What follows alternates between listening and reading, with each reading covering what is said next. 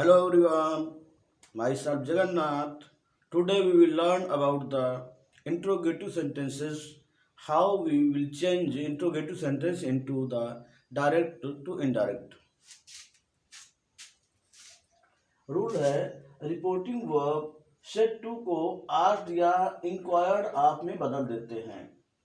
दूसरा रूल क्या है, इंट्रोगेटिव सेंटेंसेस में दैट कंजक्शन का प्रयोग नहीं होता है।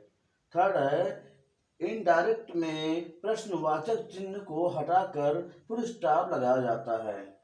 फोर्थ रूल क्या है कि रिपोर्टेड स्पीच के प्रोनाउन वर्ब तथा अन्य शब्दों को असर्टिव सेंटेंस के नियमों के अनुसार ही बदलते हैं। नेक्स्ट, जब डायरेक्ट स्पीच में कोई ऐसा प्रश्न आया हो जिसका उत्तर यस या नो में दिया जा सके, अर्थात रिपोर्टेड स्पीच किसी सहायक क्रिया auxiliary verbs like is, am, are, was, were, do, does, did, शायद से प्रारंभ करते हैं, उसके बाद सब्जेक्ट लगाकर फिर क्रिया या वर्ब का प्रयोग करते हैं।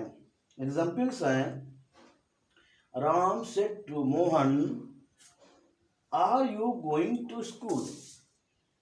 तो यहाँ पर है जो पूछा गया है, सबसे बड़ी बात है, क्वेश्चन कर रहा है are you going to school, क्या आप स्कूल जा रहे हैं। तो यहाँ पर जो सेड टू है उसको हम आस्क्ड में करेंगे। राम आस्क्ड मोहन, और जो दैट है जहाँ पर लगता था वहाँ पर इफ लगेगा, if he was going to school, क्योंकि प्रेजेंट से पास्ट में किया गया है इसलिए he was going to school. My brother said to me, will you give me your pen. My brother said to me, will you give me your pen. तो इस तरह से क्या है कि सेड टू को आस्क्ड में और इफ यहाँ पर और विल को वुड में चेंज करेंगे, बाकी प्रोनाउन को योर के जगह हिम किया गया है according to brother. Sita said to Gita, can you sing a song. Sita asked Gita whether she could sing a song. If या वेदर कोई भी यूज किया जा सकता है। Ritu said to the teacher, sir may I go home.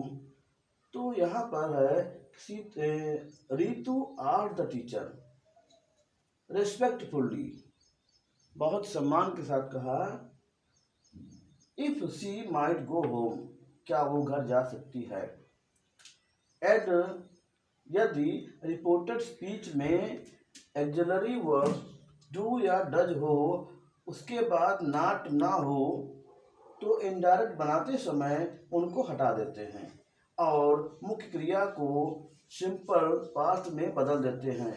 जैसे he said to me, do you know Meena. यहाँ पर डू है लेकिन नॉट का यूज नहीं किया गया है, तो इनडायरेक्ट इसका हो जाएगा he said me whether I knew Meena. Rita said to Mohan, do you go there.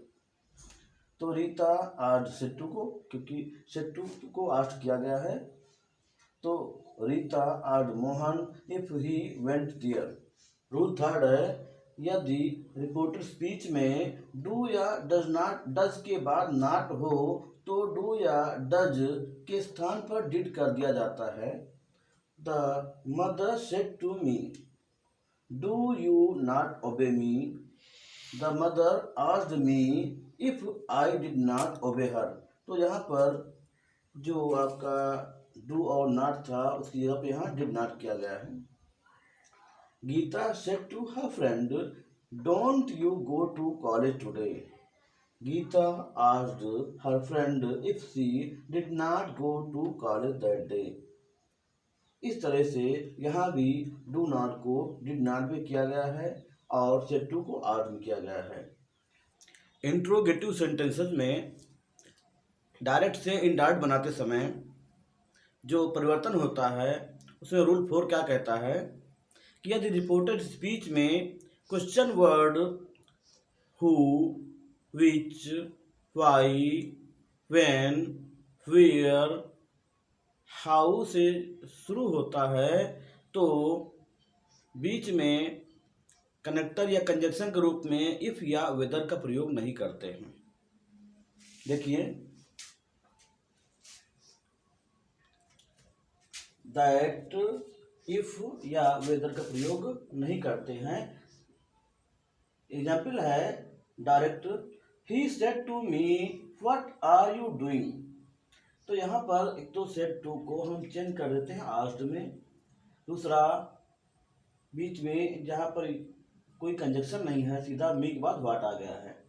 And what are you doing, तो यू यहाँ मुझसे कहा गया है, ही सेड टू मी मुझसे कहा गया है, इसलिए मी की जगह पे यहाँ व्हाट आई, और आर यू डूइंग है तो वाज डूइंग, क्योंकि ये प्रेजेंट है पास्ट, तो what I was doing, what are you doing का हो जाएगा व्हाट आर यू का हो जाएगा आई वाज डूइंग। नेक्स्ट है, he said to me where will you go tomorrow. तो सेड टू को सीधा सीधा हमने आज में चेंज कर दिया है, और where will you go tomorrow, tomorrow को द नेक्स्ट डे में लिखा जाता है, और यू गो का आई वुड गो हो जाएगा। The teacher said to Hari why did you not come to school स्टरडे।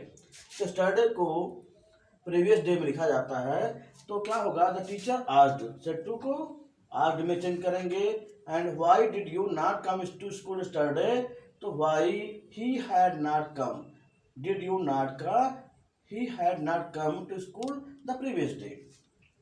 Next rule क्या है कि रिपोर्टेड स्पीच में आए हुए यस या नो के स्थान पर पहले वाक्य के सब्जेक्ट और वर्ब को दोबारा निम्न प्रकार से लिखते हैं। देखिए कैसे, he said to Ramu can you lend me this book, Ramu said yes. तो यहाँ पर पहला वाक्य क्या है, ही सेड टू रामू, ये पहला वाक्य आपका है, तो इसके अकॉर्डिंग इसको चेंज करेंगे। तो he asked Ramu if he could lend him that book, तो दिस बुक को दैट बुक हो गया। आगे इसका क्या जवाब है, रामू सेड यस को Ramu replied that he could, Ramu कौन था, ही, रामू ही है, ही कुड। इस तरह से इसके अकॉर्डिंग यहाँ पर जवाब दिया जाएगा। अगला है, he said to Anil are you going to cinema, Anil said no. तो अनिल का अकॉर्डिंग चेंज किया जाएगा यहाँ पर, सेड टू को आस्क्ड में he asked Anil if he was going to cinema, क्या वो सिनेमा देखने जा रहा है। Anil said that he was not, Anil ने कहा कि वो नहीं जा रहा है। या Anil replied that in the negative, Anil replied in negative.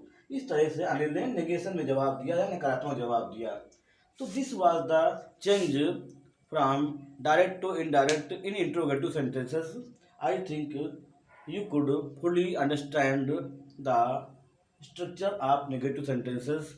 I think you could revise it very well. Like, comment, subscribe, press the bell icon. Thanks for watching the video.